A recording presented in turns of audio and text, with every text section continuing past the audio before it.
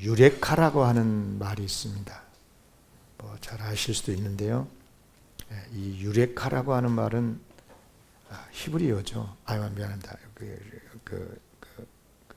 그리스어인데, 헬라어인데, 어떤 해결되지 않는 일 고민하고 있을 때, 고민하다가 이제 답을 얻게 되었을 때, 그거구나 하고 외칠 때 감탄사, 유레카 그런다고 그래요. 유레카가 이제 알려지게 된 것은 주전 220년경에 그리스의 한 목욕탕에서 벌거벗은 채로 목욕을 하다가 기뻐서 소리쳤다고 하는 이야기죠.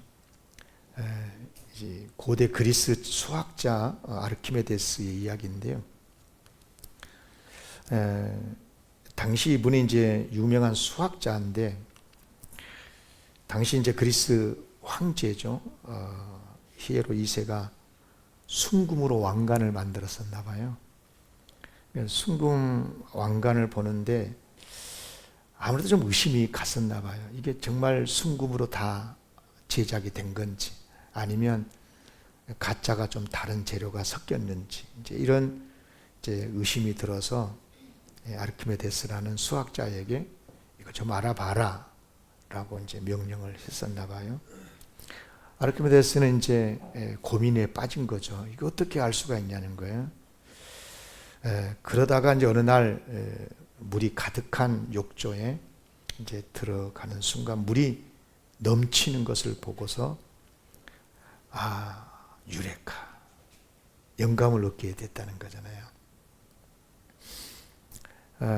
이제 아르키메데스가 이제 그랬다고 그래요. 이제 순금, 황금, 순금으로 만들어진 왕관과 똑같은 무게의 순금을 각각 물에다 담갔대.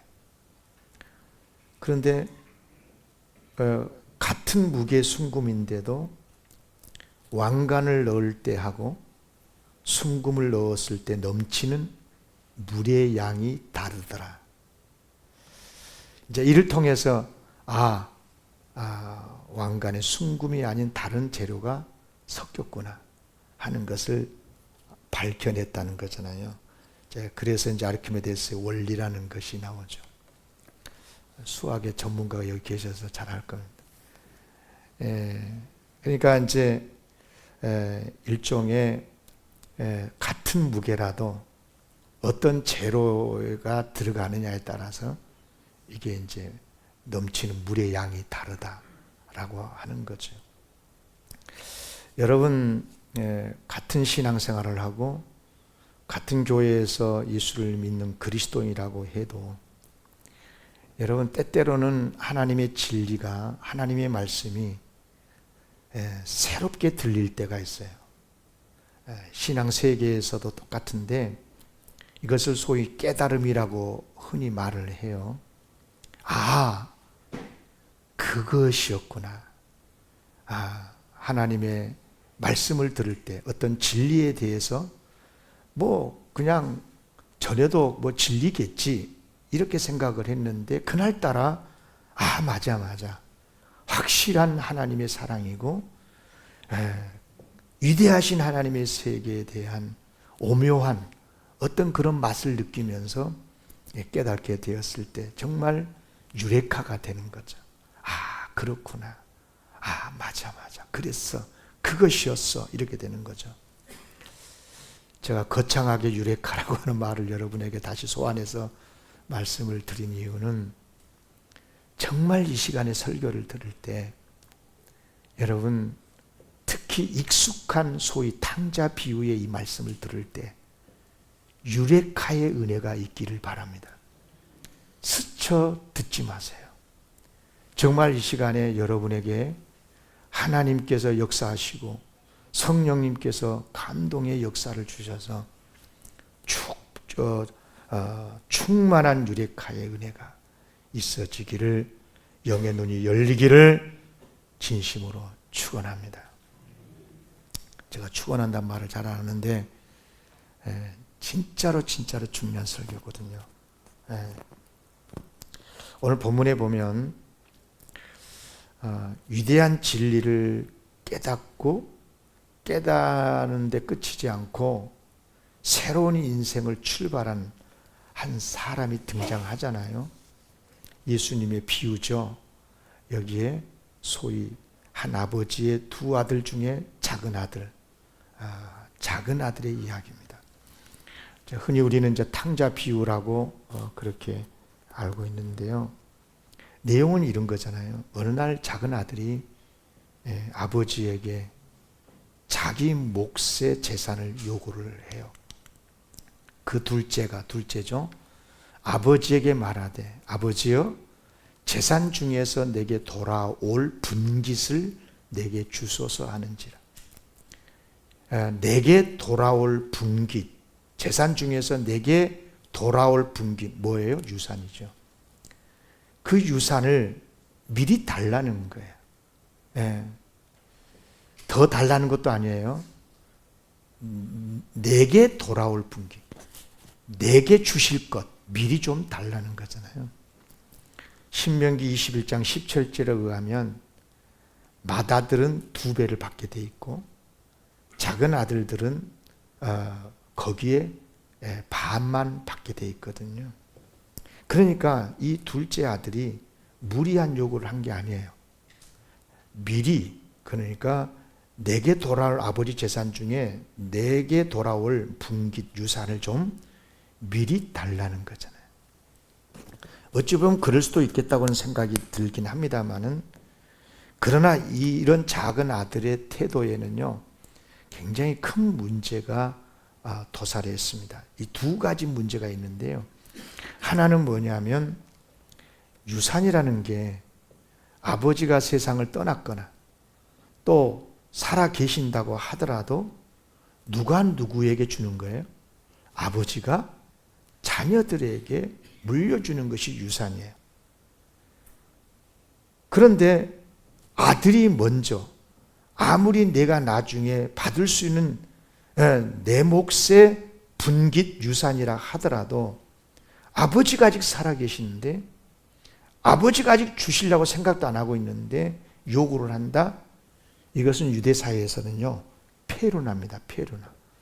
그러니까 이것은 자식들이 부모에게 큰 결례를 하는 거죠. 그렇다면 아무리 사랑 많은 아버지라고 해도 쉽게 주지 못했을 거예요. 너 왜 그러냐? 왜 그러는데? 왜 달라고 하냐? 그런데 아들은 막무가내죠. 아버지, 내가 먼 나라에 가서 성공해가지고 장사해서 성공을 하겠습니다. 이런 거죠. 그러나 우리가 알다시피 속내는 따로 있었잖아요. 뭐예요? 아버지의 간섭이 싫은 거예요. 언제부턴가 아버지 집이 싫어요. 마음대로 살고 싶은데, 그래서 그렇게 한 거거든요. 아버지가 그런 아들의 마음을 못 읽었을까요? 그래서 설득을 한 거죠. 야, 세상이 얼마나 험한 줄 아냐? 집 떠나면 얼마나 고생인 줄 아냐? 그래, 지금 말고 나중에 얼마든지 네가 꿈을 펼칠 수 있을 때, 그럴 때 아버지가 얼마든지 너를 도와줄 수 있어. 너에게 줄 몫만이 아니라 더 줄 수도 있어. 가지 마라. 설득을 했을 거예요. 어쩌면 여기 비유 내용에는 안 나오지만은 어머니가 있었다면 어머니도 설득을 했을 거고, 글쎄요, 맏아들도 했을는지 몰라요. 야, 이 자식아, 너 뭐냐 지금? 이렇게 말할 수도 있었을 거고, 지인들도 만류하지 않았을까요? 그러나 이미 작은 아들의 마음은 결정이 됐어요. 마음에 그렇게 마음이 굳어져 버렸어요. 결국 어떻게 됐나요? 아버지는 설득을 포기합니다. 그리고 아들이 요구하는 대로 들어주잖아요. 12절 하반절에 보면 이렇게 기록하고 있습니다. 아버지가 그 살림을 각각 나누어 주었더니. 각각 나누어 주었다는 말이 무슨 말이에요? 작은 아들이 요구를 하니까 큰 아들 눈치가 보이잖아. 그러니까 결국은 작은 아들에게 유산을 주되 맏아들에게도 재산을 나누어 준 것 같습니다. 또 한 가지 문제는 뭐냐면 당시 유대 사회에서는요, 유산을 설령 받았다고 하더라도 아버지가 아직 살아 계실 때는 상속자가 그 재산을 임으로 할 수가 없었대요. 유명한 독일의 신학자죠. 요아킴 에레미야스라는 사람이 있는데 이분이 쓴 예수님의 비유, 예수 비유란 책이 있어요. 아주 신학교에서 필수로 읽어야 되는 책인데 이 책에 의하면요, 아버지가 생존 시에는 재산을 설령 미리 받았다고 하더라도 그 받은 그 재산을 가지고 이익을 남겼을 때는 그것은 곧 아버지의 몫이래요. 아버지 재산이 된대요. 그러니까 사용권은 아버지에게 있다는 거예요. 실제로 오늘 본문에도, 오늘 본문은 아닙니다만 31절에 봐도 이제 작은 아들이 돌아왔을 때 환영하고 막 잔치하니까 불평했잖아요, 맏아들이. 그때 이제 아들, 불평하고는 아들한테 하는 이야기입니다. 아버지가 뭐라고 그러냐면, 너는 항상 나와 함께 있으니, 여기 그 다음에 줄쳐놓은 거 보세요. 내 것이 누구 것이에요? 아버지 것이라니까. 아직까지 내가 아직 살아있으니까 내 거라는 겁니다. 그러나 내 것이 다 네 것이로 돼. 그러니까 이런 말씀이에요. 그러니까 이런 문구를 주목해서 읽어보면 그때 사회 풍습도 알게 되는데요. 그러니까 이미 재산을 맏아들에게 다 주긴 했지만 그러나 아직은 내 것이라는 거잖아요. 그렇다면 작은 아들에게 준 유산 또한 누구 거예요? 아직까지 아버지 거예요. 아버지 거. 예. 아버지가 살아있잖아요. 사정이 이러한데도 작은 아들은 받은 재산을 가지고 어떻게 해요? 자기 마음대로 하고 말았어요. 어떻게 했습니까? 13절. 그 후 며칠이 안 돼요.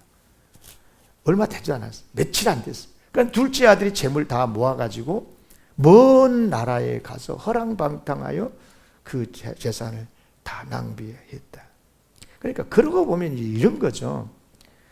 작은 아들은 뭐라고 변명을 하면서 유산을 요구했더라도 무슨 뜻입니까? 일찍부터 치밀하게 준비했다는 거예요. 일찍부터 준비해서 떠난 것이 아니냐 이 말이에요. 이미 오래전부터 마음이 멀리 떠나 있는 거예요. 아버지에게 마음이 떠나 있는 거예요. 아버지 집이 싫어요. 네. 그래서 재산이 생기자마자 아버지를 버리듯 돌아보지도 않고 떠나버리는 거예요. 그리고 자기 마음대로 사는 거죠. 즐기고 싶은 대로 다 즐기고. 그 결과가 뭐예요? 텅 빈 주머니. 빈 주머니. 텅 비었어. 여러분요, 이 말씀 속에서 예수님께서 이 비유를 우리에게 가르쳐 주신 이유는 첫 번째 아주 중요합니다. 명료합니다. 그게 뭐냐? 따라합시다. 우리도 다 작은 아들과 같다. 예, 이걸 알라는 겁니다. 이것을 알라는 것입니다. 그렇지 않습니까? 우리는 다 한 사람도 예외 없이 하나님 앞에서 죄인 아니에요. 하나님이 싫고 하나님 말씀이 싫고 하나님의 집이 싫고 그래서 아버지를 버리고 떠난 작은 아들처럼 그 결과가 뭐예요? 하나님 없이 살았던 우리, 죄와 죽음과 사탄의 손에 놀아나고 거기에 떨어져서 희망 없는 존재가 돼버리고 만 것 아니겠어요? 사람이 참 이상해. 제가 설교 준비하다가 문득 이런 생각이 드는 거예요. 저 자신도 그렇고 오해하지 말고 잘 들으세요. 참 이상하게요. 누구의 말도 귀에 안 들을 때가 있어요. 네. 어떤 말도 귀에 안 들려요. 그럴 때가 있어요. 여러분 언제 그러던가요? 뻔한 것인데도 그렇게 가면 안 돼요. 그렇게 하면 안 돼요. 그런데도 판단이 안 되는 거예요. 그러니까 지금 작은 아들이 그 덫에 걸린 거죠. 이 작은 아들은 아직까지 집 떠나면 안 되는 거예요. 부모의 품은 그에게 복이에요. 그런데 언젠가부터 아버지 집이 감옥 창살처럼 느껴지는 거예요. 왠지 싫어요. 떠나고 싶어요. 그러다가 떠나버린 거예요. 인간이 그렇다 그 말이에요. 여러분, 교회를 떠난 사람들이요, 그냥 떠난 것 아닙니다. 떠날 때는 많은 이야기가 있습니다. 그러나 사실은 그 내부를 깊이 들여다보면, 그 사람의 심리 상태, 신앙의 상태를 깊이 들여다보면 긍정적인 이유는 별로 없어요. 죄송하지만 일도 없다고 저는 그렇게 말하고 싶어요. 여러분, 인간이 그렇잖아요. 하나님을 떠나면 어떻게 되는 거예요? 죽음이잖아요. 지옥이잖아요. 얼마나 교회에서 들었겠어요? 얼마나 말씀을 통해서 들었겠어요? 그런데도 떠나요. 그럴 때가 있어요. 하나님의 말씀이 안 들려요. 설교가 귀에 안 들어와요. 누구의 설득도 안 들어와요. 엄마 말도 안 들어, 귀에 안 들어와요.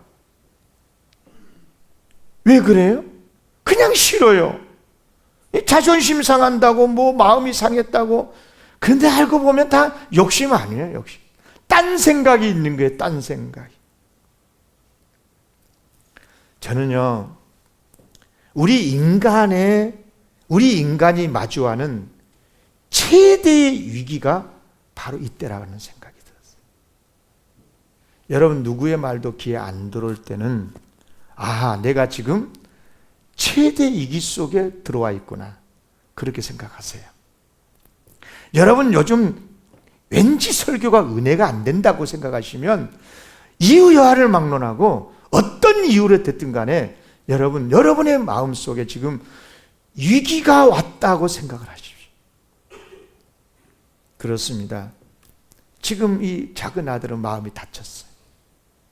눈이 있어도 보지 못하고 귀가 열려 있는데 듣지 못해요. 여러분, 이거 어떻게 하면 되는 거예요? 어떻게 하면 돼요? 어떻게 해야 회복이 될 수 있겠어요? 어떻게 해야 돌이킬 수 있겠어요? 어떻게 해야 희망을 가질 수 있을까요?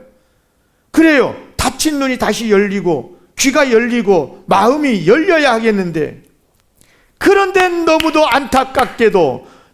안타깝게도 그때가 언제냐? 최악의 상황에 빠졌을 때, 그때서야 비로소 눈이 열리더라는 거예요. 그래 내가 잘못했었고. 그때서야 가슴을 치면서 그때 마음이 열리게 되는 거예요. 작은 아들이 그랬어요. 재산 다 잃고 아무것도 남지 않았어요. 설상가상으로 자기가 있는 그 나라, 먼 나라에 큰 흉년까지 덮쳐서 끼니조차 때울 수 없고, 막다른 골목으로 몰려서 유대인이면서도 이방 나라 돼지치기를 해야 했고, 그때서야 비로소 깨닫게 됩니다. 여러분, 다 같이 읽으셔야 됩니다. 오늘 본문은 15장 14절에서 16절까지 다 같이 읽겠습니다. 시작. 다 없앤 후 그 나라에 크게 흉년이 들어 그가 비로소 궁핍한지라 가서 그 나라 백성 중 한 사람에게 붙여서 하니 그가 그를 들로 보내어 돼지를 치게 하였는데 그가 돼지 먹은 지엄 열매로 배를 채우고자 하되 주는 자가 없는지라. 인간이 이렇다 이 말입니다. 아버지의 집을 떠나서 이방 나라 백성 가운데 그 이방 사람에게 몸을 맡겨야 할 처량한 신세, 유대인들이 가장 혐오하는 돼지치기가 되고, 심지어 돼지가 먹는 지엄 열매조차 구할 수가 없어서 배를 줄일 수밖에 없는, 그야말로 더 이상 내려갈 수 없는 밑바닥으로 추락한 것 아닙니까? 여러분, 어떻게 하면 좋을까요? 이런 이야기 하려고 여러분에게 설교한 거 아닙니다. 이런 사람에게 복음이 있습니다. 다 같이 읽겠습니다. 시작. 하나님은 우리 아버지입니다. 하나님은 살아계신 우리 아버지십니다. 아멘. 아멘. 아버지가 아직 살아계시다고 말해요. 우리의 아버지가 아직 살아계시는 거예요. 그렇습니다. 이 비유를 통해서 예수님께서 우리에게 들려주시고 싶은 두 번째 메시지가 이것입니다. 아버지가 살아계시다. 아멘. 예. 비록 아버지를 집을 떠난 아들이라고 할지라도 그에게 마지막 카드가 남아있었으니 그게 뭐냐? 놀랍게도 그 마지막 카드가 그가 그렇게 싫다고 밀어냈고 버리고 떠나버렸었던 아버지의 집이었다고 말이에요. 자기를 행복하게 해줄 것 같은, 그래서 욕심껏 가지고 떠났던 그 재산 다 사라져 버렸지만, 명예도 잃고 친구도 다 떠나버렸지만, 그러나 아버지는 그대로였다 그 말이에요.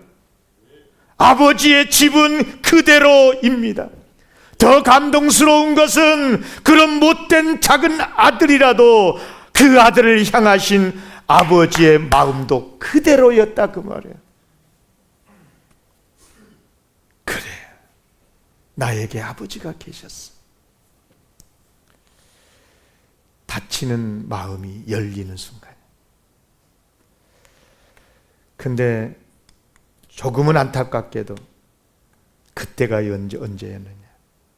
가장 밑바닥으로 떨어졌을 때.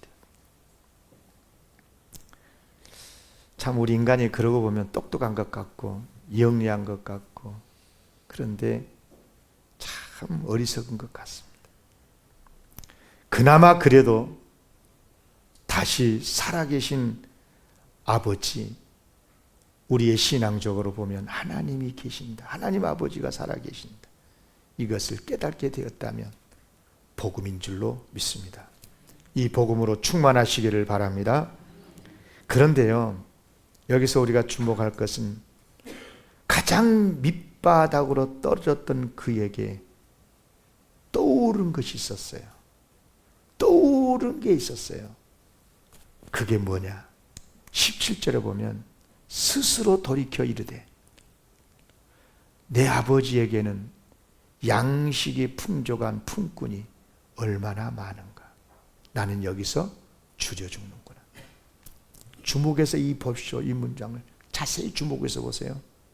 내 아버지에게는 양식이 풍족한 품꾼이 얼마나 많은가.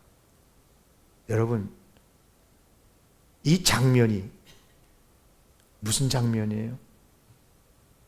이 둘째 아들에게 어렸을 때부터 가장 익숙한 장면이었어요. 아버지 집에서 살면서 익숙한 장면. 식사 때마다 많은 품꾼들이 웃고 떠들면서 배불리 먹던 장면. 아버지 집의 모습. 그가 어려서부터 늘 보아왔던 익숙한 장면. 그런데 이 장면이 언제 떠올랐냐? 그 장면이 옛날에는 보기 싫고 그냥 아무것도 아닌 것처럼 생각했던 그 장면이 이제는 가장 축복된 장면으로 그것이 떠오르게 된 겁니다. 그런데 이게 언제 떠올랐냐? 아버지를 떠나서 다 잃고 난 다음에 세상 천하에 알고 봤더니 싫다고 떠났던 아버지 집이 최고고, 내 아버지가 최고의 아버지시고, 아버지의 소중함을 모른 채, 아버지의 소중함을 모른 채 아버지와 함께 살아가던, 그런데 그 소중함을 다 잃어버린 다음에서야 비로소 그 가치를 깨닫게 되는, 우리 인간이 이렇게 어리석고. 사랑하는 성도 여러분, 저 원고에 이렇게 써놨습니다. 서글픈 역설. 여러분, 우리 인간이 똑똑하면 얼마나 똑똑하고 야무지면 얼마나 야무진 거예요. 이렇게도 어리석은데. 아마 그날 그는 통곡했을 거예요.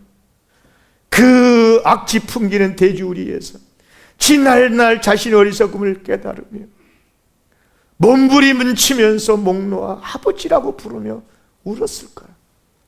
충분히 짐작되지 않습니까? 그러면서 그가 이제까지 단 한 번도 해보지 못한 생각을 하게 되는데, 그 생각이 뭐냐? 따라합시다. 아버지께로 돌아가자. 다시 아버지께로 돌아가자. 그렇습니다. 아버지가 살아 계신다. 그래, 아버지 집으로 돌아가자. 물론 아버지로 받아달라고 차마 말할 용기는 없고, 품꾼으로라도 받아달라고 애원할 심산으로. 보세요. 15장 18절, 19절, 20절. 여기 같이 읽읍시다. 여기도 시작. 내가 일어나 아버지께 가서 이르기를, 아버지, 내가 하늘과 아버지께 죄를 지어 싸우니 지금부터는 아버지의 아들이라 일컬음을 감당하지 못하겠나이다. 나를 품꾼의 하나로 보소서 하리라 하고, 이에 일어나서 아버지께로 돌아가니라 하면, 조금 말씀을 주목해서 설교의 스토리 흐름을 읽으면서 이 말씀을 읽었다면 이 말씀 속에서 매우 중요한 단어를 발견할 거예요. 이 아들이요, 돌아가서 아버지에게 하는 말입니다. 말은 아들 자격이 없으니 품꾼으로라도 받아달라고 했는데, 아버지란 단어가 무려 5번 나와요. 지금 마음속에 뭐예요, 그러면? 이 아들의 마음속에 지금 뭐가 회복된 거예요? 아버지가 다시 마음에 들어온 거예요. 아들로서의 다시 들어온 거예요. 죄 속에서 말은 품꾼이라고 말은 하고 있지만, 이런 은혜가 회복되기를 기원합니다. 가령 그는 벌떡 일어났고 아버지의 집을 향해서 발걸음을 옮겼습니다. 가장 위대한 결단의 발걸음이라고 믿습니다. 사랑하는 성도 여러분, 우리도 종종 작은 아들과 같은 처지에 있을 때가 있는 것 같아요.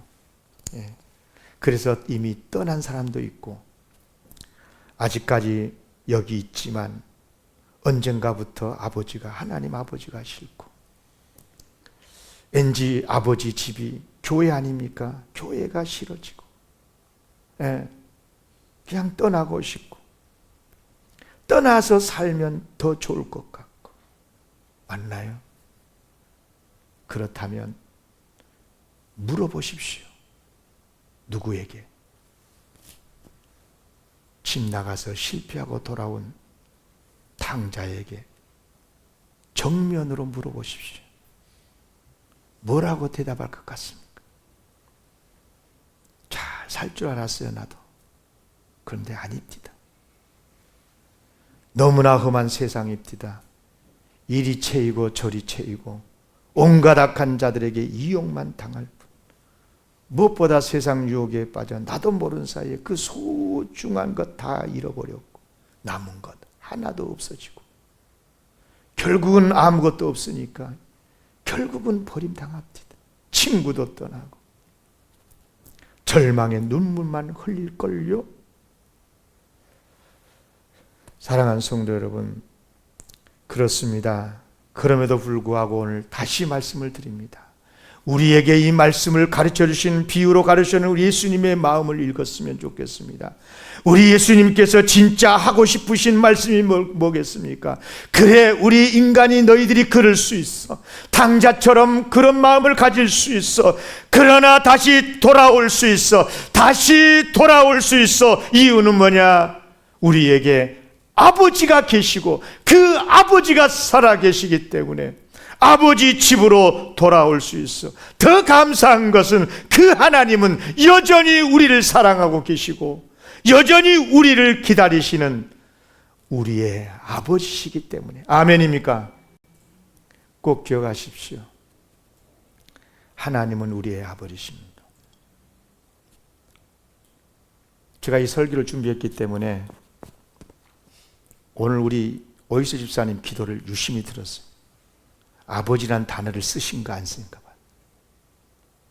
여러분 기도를 할 때 전지전능하신 하나님이라고 표현하고 높고 위대하신 하나님, 만왕의 왕이신 다 좋아요. 그래서 어쩐다고요? 그분이 내 아버지가 아니면 아무 소용이 없어요. 오히려 무서운 분이에요. 그분. 그래서 예수님도 너희 이렇게 기도하라고 하면서 하늘에 계신 우리 아버지라고 부르라고 그랬어요. 여러분 아무리 신학을 하고 아무리 훌륭한 대교회를 하고 아무리 크게 성공한 사람이라도 하나님을 아버지라고 부를 수 없다면 그 사람은 아직 진짜 기독교인일 수가 없어요. 따라하겠습니다. 하나님 아버지. 맞습니까? 크게 간절하게 한번 불러봅시다. 하나님 아버지. 하나님 아버지. 오늘 말씀이 바로 그것입니다. 아니나 다를까 예수님께서 아버지를 이렇게 표현했습니다. 아직도 거리가 먼데 아버지가 그를 보자마자 치근히 여겨 달려가 목을 안고 입을 맞추니, 그 다음은 제가 설명을 안 해도 여러분이 잘 아십니다. 씻기고 좋은 옷 입히고 새 신발 내서 신기고 가락지를 끼워주고 잔치를 열고 말 그대로 아버지 그대로였습니다. 할렐루야. 우리 아버지 하나님의 사랑 꼭 기억하시고 이 복음을 가슴에 품고 비록 살기 어려운 세상이라도 흐트러지지 말고 주님의 귀한 복을 누리며 살기를 주 이름으로 기원합니다.